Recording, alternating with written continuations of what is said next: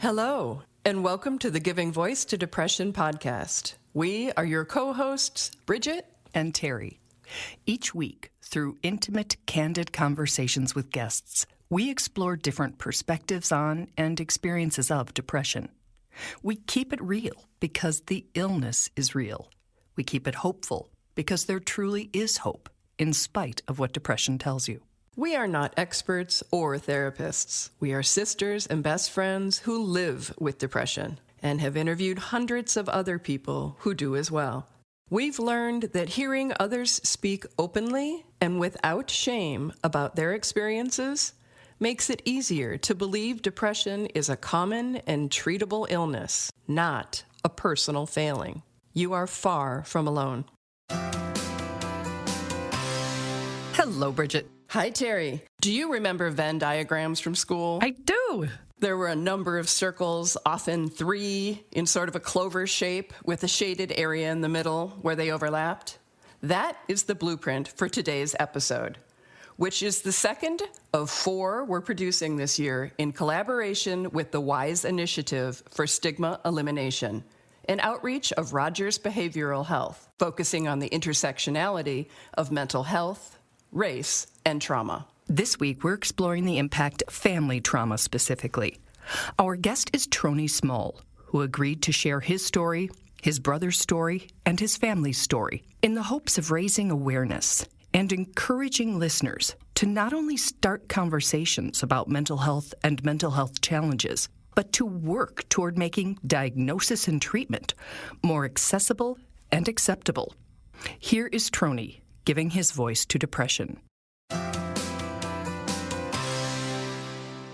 When we're talking about how trauma impacts a family as a whole, it can change the whole makeup of a family, their ability to function or trust systems, one another. I think it impacts our mental health in so many ways when we are unsure if we belong or where we belong in this world. Trony is one of 4 boys raised by a mother he describes as the most beautiful, strong, and caring person he knows. Growing up, we lived in, the inner city of Milwaukee where oftentimes we bounced around because we couldn't, we couldn't afford or, stay in one place too long, living off of my mom's Social Security check because that's all we had coming in. She lived with cerebral palsy, so just growing up and watching how she was, oftentimes talked down on or, not seen as, normal or treated differently.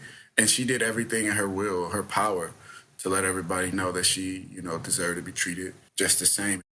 Trony lists his mother's discrimination as one of the many difficult truths his family witnessed, experienced, and felt deeply, but didn't discuss.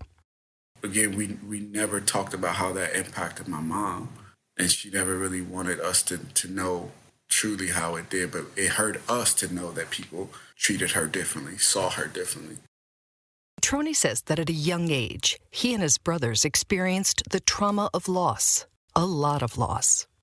I can honestly say that I've been to more funerals in my life than I have been to high school graduations, college graduations, weddings, all combined. I've been to more funerals than all of those together. The one funeral I will never forget, funeral of my mother. The loss of my mother is something I'll never forget and how that impacted my brothers and I. Trony was just 14 at the time. His youngest brother, Justin, was only 11. Luckily, though, we had, family who stepped up and took us in, but it wasn't the same. It was never the same after that. The things that it did to to me and my brothers, because we held on to, I guess you would say, the things that my mom or my family had instilled in us, like what happens in the home stays in the home. To me, that kind of created this whole, we don't talk about it sort of a thing. Trony says instead of talking about the difficult, confusing, or heartbreaking things they confronted, his family prayed about them. That, to me, is why a lot of the things, the traumas and that we experienced early on didn't get addressed differently. I am a believer that God will heal, God will save, and God will, transform and all of those things. Is just that I also believe that God puts people and things and allows people to, be a support, a vessel, or a helping hand. So that we don't just lean on our own understanding about things that we don't really understand, like our mental health. And in our family, mental health was really one of those things that we really did not understand and did not address all of the trauma that had impacted our mental health.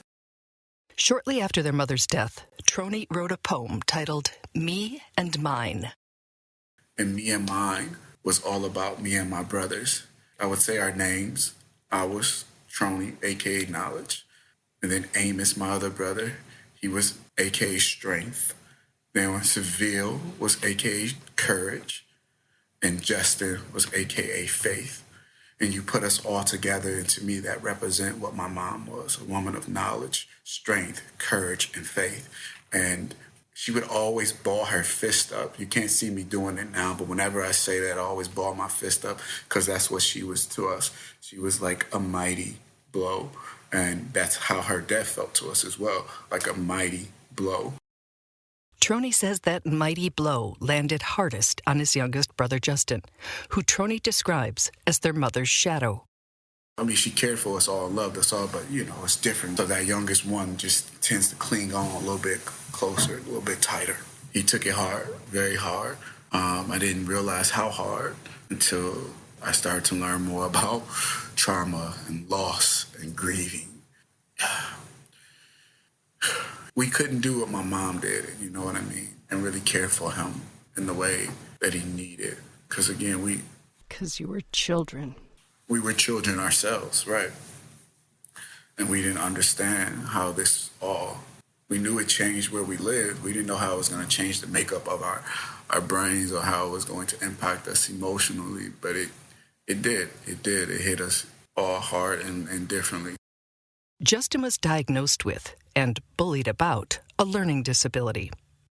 He just wanted to be, not to just be accepted, but he didn't want to have to struggle as hard as he was. I mean, he had enough struggles already.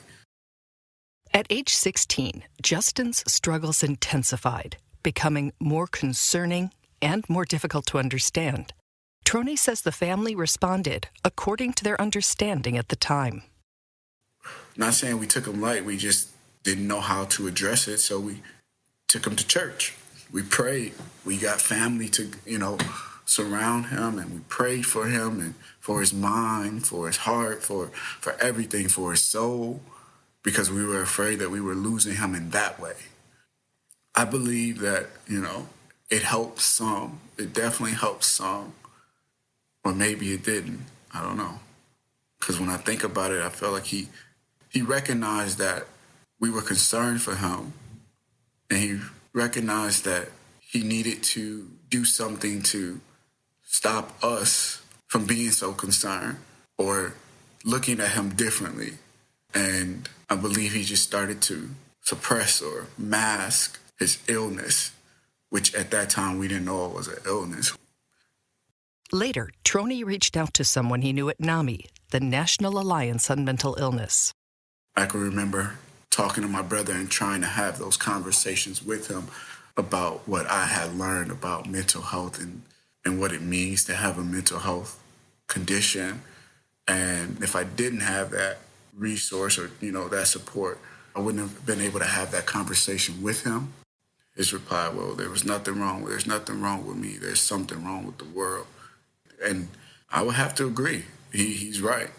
There's a lot wrong with the world when it comes to better understanding how to love, support someone who is living with a mental health condition, suffering with the mental health condition. The way we treat them is not the same way we treat someone who is living with cancer or heart disease. And that's unfortunate because they need us just as much. Their journey is just as hard. And if they're on that journey alone, which my brother felt he was on that journey alone. So why would he go and get help, if nobody really cares to understand what he's living with or going through? Why would he talk to anybody about it?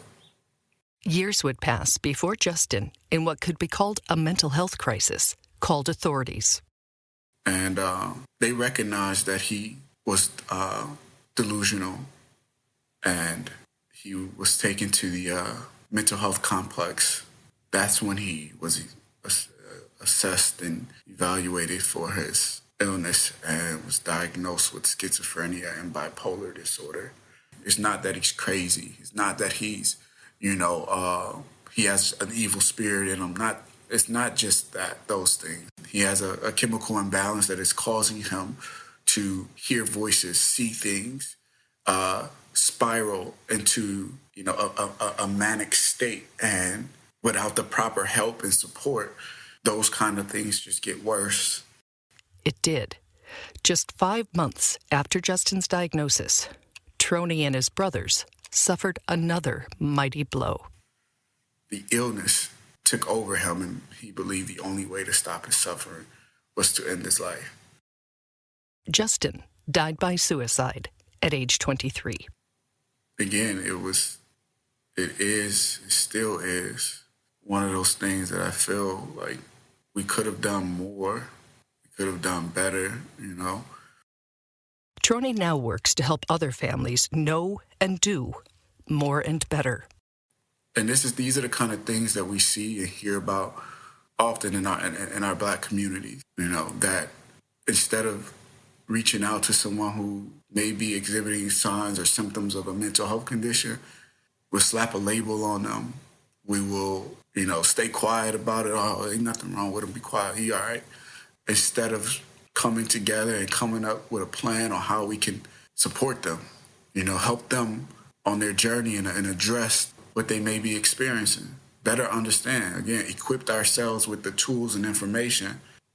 Trony, the father of 5, says since his brother's death, he's been more diligent about understanding and taking care of his own and his family's mental health.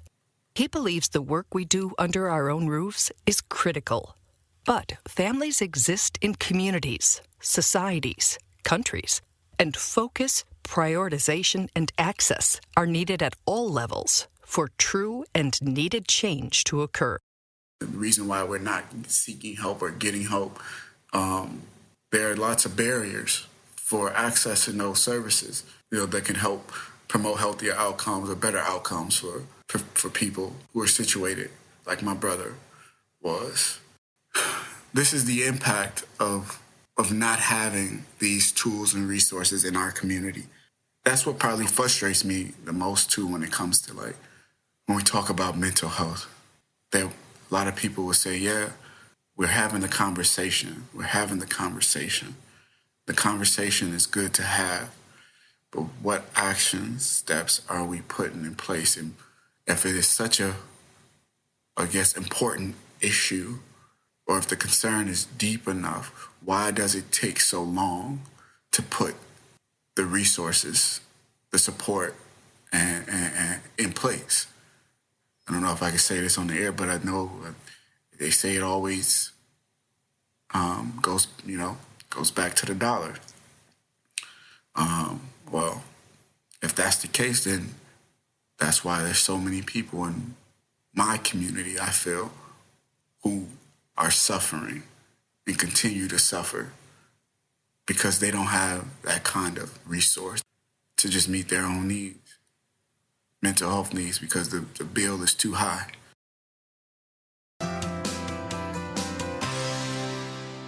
Trony now works as a family navigator, helping other families get the assessments and treatments that they need.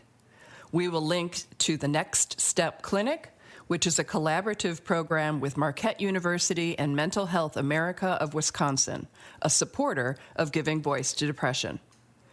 We'll also link to a video featuring Trony if you'd like to learn more about him or his family. Thank you so much, Trony, for sharing your love for your family with us. And for working so hard to make other families hopefully not experience the trauma and pain that your family has. We truly hope that our podcast brings a little more understanding, helps you better articulate your experience of depression, or better understand how to support someone else's. We invite you to join us for daily posts on the Giving Voice to Depression Facebook page and on Twitter and Instagram at Voice Depression. It is a comfort to be among fellow travelers on depression's dark road. And remember, if you're struggling, speak up. If someone else is, listen up.